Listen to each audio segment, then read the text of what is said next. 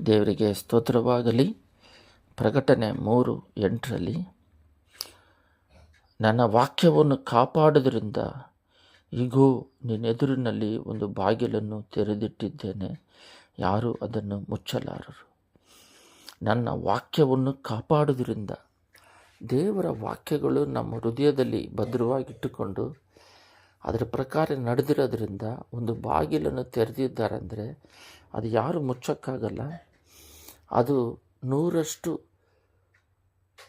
ಪ್ರತಿಫಲ ಕೊಡುವಂಥದ್ದಾಗಿದೆ. ಅದು ನಿತ್ಯ ಜೀವದ ಬಗ್ಗೆ ಮಾತಾಡ್ತಿದ್ದಾರೆ. 100ಕ್ಕಿಂತ ಮೇಲಾದ ಒಂದು ಬಹುಮಾನ ಅಂತ ಹೇಳಿದ್ರೆ ಅದು ನಿತ್ಯ ಜೀವ.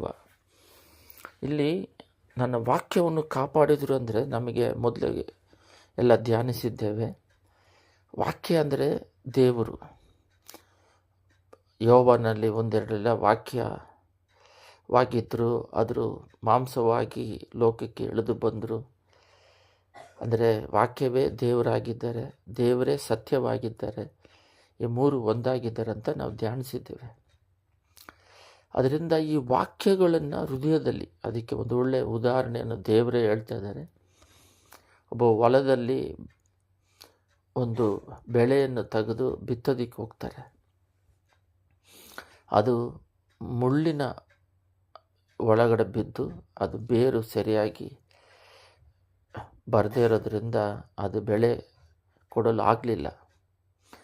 ಕಲ್ಲಿನ ಮೇಲೆ ಬಿದ್ದು ಅದು ಬೇರು ಇಲ್ಲದೆ ಇರೋದ್ರಿಂದ ಅದು ಫಲ ಕೊಡಲಿಲ್ಲ. ಒಂದು ದಾರಿ ಮಗ್ಗುಲಲ್ಲಿ ಬಿದ್ದು ಎಲ್ಲ ತುಳಿದಾಕಿರೋದ್ರಿಂದ ಫಲ ಕೊಡಲಿಲ್ಲ. ಒಳ್ಳೆಯ ನೆಲದಲ್ಲಿ ಬಿದ್ದು ಅದು ಫಲ ಕೊಡ್ತಂತ. ಅಂದರೆ ಹೃದಯದಲ್ಲಿ ವಾಕ್ಯ ಕೇಳಿದ ತಕ್ಷಣ ಅದು ಮೈಂಡಿಗೆ ಹೋಗಿ ಸೇರುತ್ತೆ.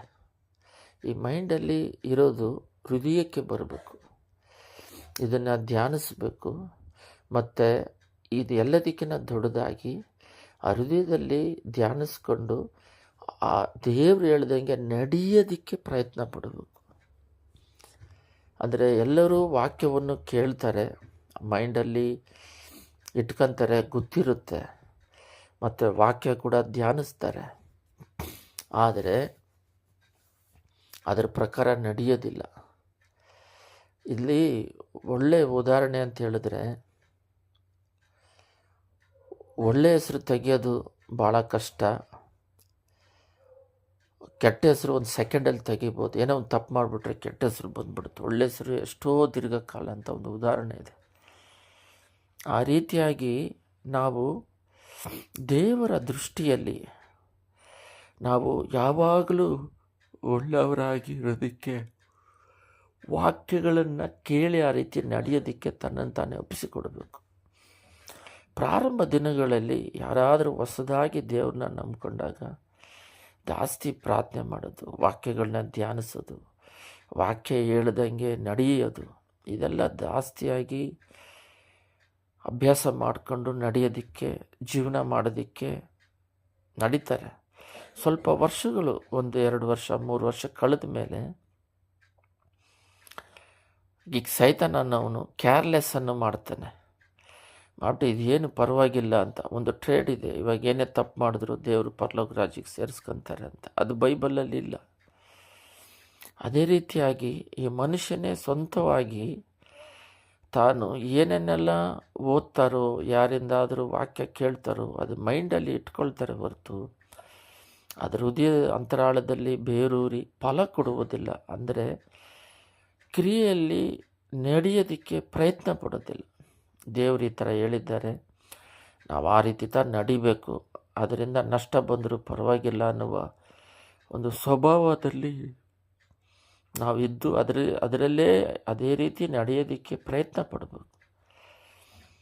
ಈಗ ಅಂತೂ ಕ್ರೈಸ್ತರಾಗಿರುವವರು ಹೆಸರಿಗೆ ಕ್ರೈಸ್ತರಾಗಿದ್ದಾರೆ ಹೊರತು ದೇವರನ್ನು ನಿಜವಾಗಲೂ ಫಾಲೋ ಮಾಡೋರು, ಅಂದರೆ ಅವ್ರ ಮಾತಿಗೆ ವಿಧೇಯರಾಗಿ ಅವರು ಹೇಳಿದಂತೆ ನಡೆಯುವರು ಇಲ್ಲ. ಪಾಪಗಳು ಹೆಚ್ಚಾಗ್ತಿದೆ ಹೊರತು, ಅಶುದ್ಧಗಳು ಹೆಚ್ಚಾಗ್ತಿದೆ ಹೊರತು ದೇವರು ಹೇಳ್ದಂಗೆ ನಡೆಯುವಂಥವರು ಭಾಳ ಕಮ್ಮಿ. ಅದರಿಂದ ಈಗ ಹೃದಯಾಂತರಾಳದಲ್ಲಿ ವಾಕ್ಯವನ್ನು ಇದ್ದರೆ ಒಂದು ಯವನಸ್ಥ ಯಾವುದರಿಂದ ತನ್ನ ಜೀವನ ಪರಿವರ್ತನೆ ಮಾಡಿಕೊಳ್ಳು ಒಳ್ಳೆ ದಾರಿಯಲ್ಲಿ ನಡೆಯೋದಿಕ್ಕೆ ಅಂದರೆ ದೇವರ ವಾಕ್ಯ ತಾನೆ ಅಂತ ನಮಗೆ ಪರಿಶುದ್ಧ ಗ್ರಂಥ ಹೇಳುತ್ತದೆ. ಒಂದು ಮನುಷ್ಯ ಒಳ್ಳೆ ದಾರಿಯಲ್ಲಿ ನಡೆಯೋದಕ್ಕೆ ಕಾರಣ ದೇವರ ಒಂದು ಸ್ವಭಾವ, ಅದು ದೇವರ ವಾಕ್ಯ. ಆದರೆ ಈಗ ನಾವೇನು ಮಾಡ್ತಾ ಇದ್ದೀವಿ ಅಂತ ಹೇಳಿದ್ರೆ, ದೇವರ ವಾಕ್ಯಗಳನ್ನು ಕೇಳೋದು ಅಷ್ಟೇನಿಲ್ಲ. ಒಂದು ಸಮಯ ಕೇಳಿದ್ರೂ, ಒಂದು ಸಮಯ ನಾವಾಗಿ ಓದಿದ್ರೂ ಅದು ಮೈಂಡ್ವರೆಗೂ ತಿಳಿದಿಟ್ಕೊಂತೀವಿ ಹೊರ್ತು, ಆದರೆ ನಡೆಯೋದಿಲ್ಲ, ಪ್ರಯತ್ನ ಪಡೋದಿಲ್ಲ ವಾಕ್ಯಕ್ಕನುಗುಣವಾಗಿ ನಡೆಯೋದಕ್ಕೆ. ಇದರಿಂದ ಏನಾಗುತ್ತೆ ಅಂತ ಹೇಳಿದ್ರೆ, ನಮ್ಮ ಅಳುವು ನಮ್ಮ ಜೀವನಕ್ಕೆ ಮುಳುಪಾಗಿ ಶಾಪ ಪಾಪದಲ್ಲಿ ಬಿದ್ದೋಗ್ತಾ ಇದ್ದೀವಿ. ಒಬ್ಬ ಆತ್ಮಿಕದಲ್ಲಿ ಸತ್ಯದಲ್ಲಿ ನಡೆದು ಅವನು ಫಲ ಕೊಡ್ತಾ ಇದ್ದರೆ, ಅವನಿಗೆ ಆರ್ಥಿಕವಾಗಿ ಲೌಕಿಕವಾಗಿ ಅವನಿಗೆ ಹಣದ ಸೌಕರ್ಯಗಳು ಅಷ್ಟೇನು ಇರೋದಿಲ್ಲ. ಕಷ್ಟ ಇದ್ರೂ ಈ ಆತ್ಮಿಕದಲ್ಲಿ ಇರೋದರಿಂದ ಅವನು ಐಶ್ವರ್ಯವಂತನು. ಈ ಬ್ಲೆಸ್ಸಿಂಗ್, ಆತ್ಮಿಕ ಬ್ಲೆಸ್ಸಿಂಗ್ ಬಂದು ಅವನಿಗೆ ಲೌಕಿಕವಾಗಿ ಕೊಡುತ್ತದೆ. ಅಂದರೆ ಅವನಿಗೆ ಸಮಾಧಾನ ಇರುತ್ತೆ, ಜ್ಞಾನ ಇರ್ತದೆ. ಇದೆಲ್ಲ ಅವನಿಗೆ ಫುಲ್ಲಾಗಿ ಅವನ ಆತ್ಮಿಕದಲ್ಲಿ ತುಂಬಿರೋದ್ರಿಂದ ಆ ಬ್ಲೆಸ್ಸಿಂಗ್ ಬಂದು ಏನಾಗುತ್ತೆ ಅಂತ ಹೇಳಿದ್ರೆ ಲೌಕಿಕವಾಗಿ ಸಿಗುತ್ತೆ.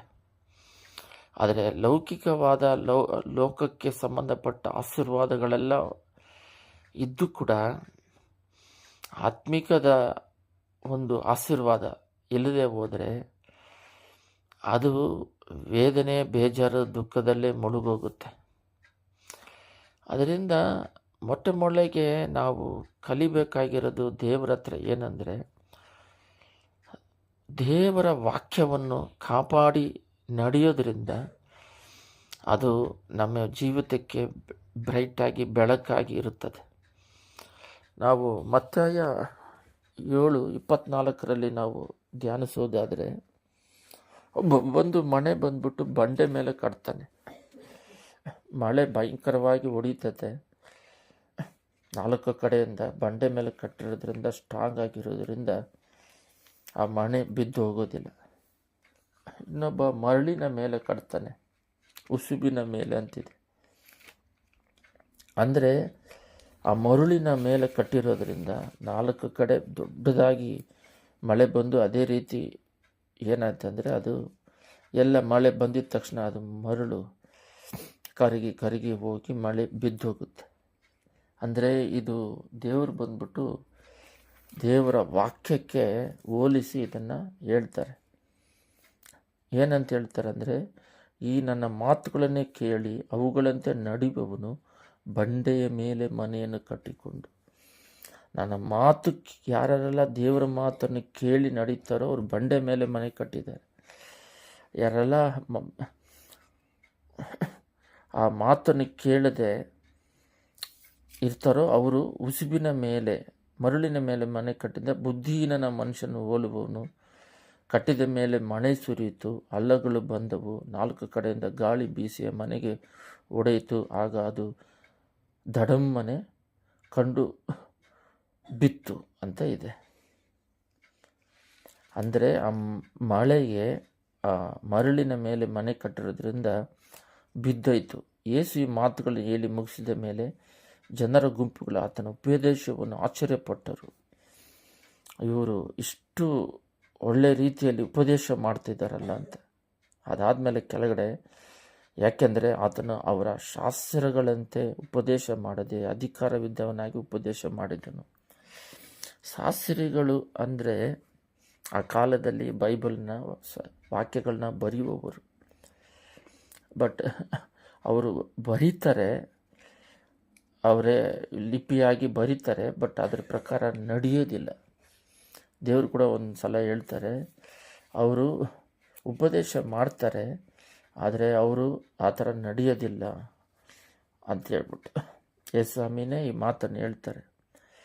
ಅದರಿಂದ ಶಾಸ್ತ್ರಿಗಳು ಈ ವೇದ ವಾಕ್ಯಗಳನ್ನು ಅವರು ಚೆನ್ನಾಗಿ ಬರೆದಿದ್ದರೂ ಕೂಡ ಅವರು ಆ ರೀತಿ ನಡೆಯೋದಿಲ್ಲ. ನಾವು ಬಂದು ನಡೆಯುವರಾಗಿರ್ಬೇಕು. ಪ್ರಕಟಣೆ 1 ಅಧ್ಯಾಯದಲ್ಲಿ ಒಂದು ದೇವರು ಕೂಡ ಒಂದು ಒಳ್ಳೆಯ ಮಾತನ್ನು ಹೇಳ್ತಾರೆ. ಅದರಲ್ಲಿ ಯೇಸು ಕ್ರಿಸ್ತನ ಸಾಕ್ಷಿಯಾಗಿ ಪ್ರವಾದನ ವಾಕ್ಯವನ್ನು ಓದುವವನು, ಕೇಳುವಂಥವರು, ಈ ಪ್ರವಾದನೆಯಲ್ಲಿ ಬರೆದಿರೋ ಮಾತುಗಳನ್ನು ಕೈಗೊಂಡು ನಡೆಯುವಂಥವರು ಧನ್ಯರು. ಅಂದರೆ ಇದರಲ್ಲಿ 3 ಥರ ದೇವರು ಮಾತಾಡಿದ್ದಾರೆ. ಒಂದು, ದೇವರ ವಾಕ್ಯವಾದ ವಿಷಯದಲ್ಲಿ ಏನಂದರೆ, ಇದು ಈ ಪ್ರವಾದನ ವಾಕ್ಯವನ್ನು ಓದುವುದು ಒಂದಿದೆ, ಕೇಳುವುದು ಒಂದಿದೆ. ನಾವಾಗಿ ಓದೋದು, ಒಬ್ಬರು ಮಾತಾಡೋದನ್ನು ಕೇಳೋದು. ಆದರೆ ಇದು ಮೈಂಡಲ್ಲಿ ಮಾತ್ರ ಇರುತ್ತದೆ. ಆದರೆ ಈ ಪ್ರವಾದನ ವಾಕ್ಯವನ್ನು ಬರೆದಿರುವ ಮಾತನ್ನು ಕೈಗೊಂಡು ನಡೆಯುವಂಥವ್ರು, ಅಂದರೆ ಪ್ರಾರಂಭ ದಿನದಲ್ಲಿ ಉತ್ಸಾಹದಿಂದ ದೇವರು ಹೇಳಿದ ಪ್ರಕಾರ ನಡೆಯುವಂಥದ್ದು ಇರುತ್ತದೆ. ಆಮೇಲೆ ಸೈತಾನನ್ನು ಸ್ವಲ್ಪವಾಗಿ ಅವರ ಮಾತಿಗೆ ಬೆಲೆ ಕೊಡದ ಹಾಗೆ ಸ್ವಂತ ಮಾಂಸಿಕದಲ್ಲಿ ಅದೇನು ಬಿಡು ಮಾಡೋಣ ನಡೀಲಿ ಅಂಥೇಳಿ ಆ ಸಂದರ್ಭಕ್ಕೆ ಮರಳಾಗಿ ಪಾಪ ಮಾಡೋದಕ್ಕೆ ತನ್ನನ್ನು ಹೆಚ್ಚಿಸ್ಕೊಳ್ತಾರೆ.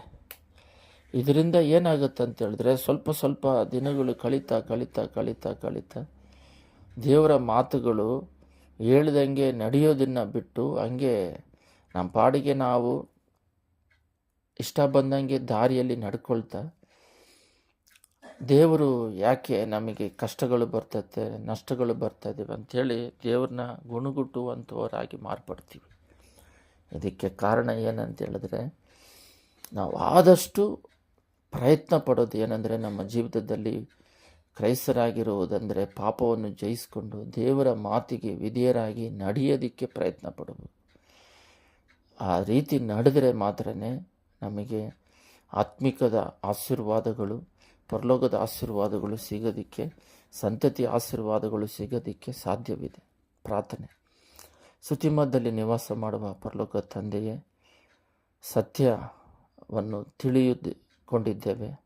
ಸತ್ಯ ಅಂದರೆ ನಿನ್ನ ವಾಕ್ಯ, ಅದು ದೇವರಾಗಿದ್ದಾರೆ. ವಾಕ್ಯವೇ ದೇವರು. ಈ ನಿನ್ನ ಮಾತುಗಳನ್ನು ಕೇಳಿ ಕಾಪಾಡಿಕೊಂಡ್ರೆ ನಿತ್ಯ ಜೀವ ಸಿಗುತ್ತದೆ. ಆದ್ದರಿಂದ ಬಂಡೆ ಮೇಲೆ ಕಟ್ಟಿದ ಮನೆಯಾಗಿ ನಿನ್ನ ಮಾತನ್ನು ಕೇಳಿ ನಡೆಯುವಂಥವರು ಸ್ಟ್ರಾಂಗ್ ಆಗಿ ಆತ್ಮಿಕದಲ್ಲಿ ಬೆಳೆದವರಾಗಿರ್ತಾರೆ. ಓದುವುದು, ಬೇರೆಯವರು ಹೇಳುವುದನ್ನು ಕೇಳುವುದು ಮಾತ್ರವಲ್ಲದೆ ಕೈಗೊಂಡು ನಡೆಯುವಂಥವರಾಗಿ ನಮ್ಮನ್ನು ಮಾರ್ಪಡಿಸಬೇಕಾಗಿ ಯೇಸುವಿನ ನಾಮದಲ್ಲಿ ಸತ್ಯದ ಪ್ರಕಾರನೇ ನಡೆಯೋದಕ್ಕೆ, ನಮ್ಮ ಜೀವಿತಗಳನ್ನು ಅಳವಡಿಸಿಕೊಳ್ಳೋದಕ್ಕೆ ಪರಿಶುದ್ಧಾತ್ಮನು ಸಹಾಯ ಮಾಡಿರಿ. ಆಮೇನ್.